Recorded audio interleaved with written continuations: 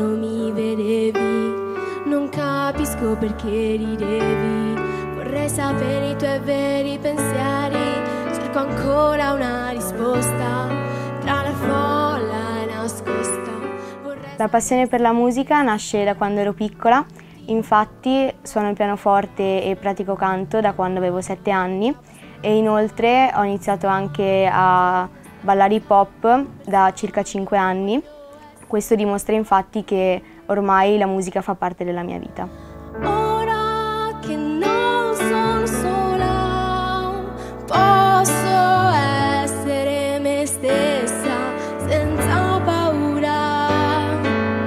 Ora che non esisti, dalla mia mente sparisci senza paura.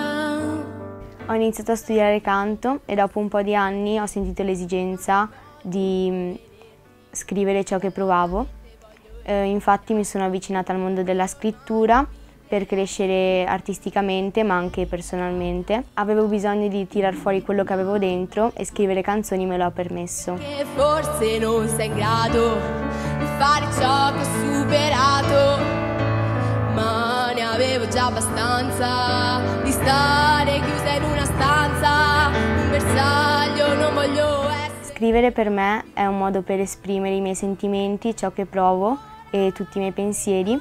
Soprattutto è importante perché credo sia fondamentale trasmettere qualcosa alle persone che poi ascolteranno questa canzone.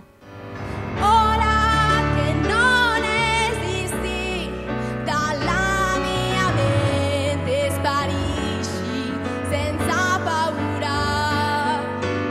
Ho capito che non dovevo dare retta a te. Il mio primo inedito si intitola Senza paura e parla di un brutto periodo che ho passato ma che sono riuscita a superare e appunto ho scritto le emozioni che ho provato in quel periodo e come mi sento ora dopo averlo superato.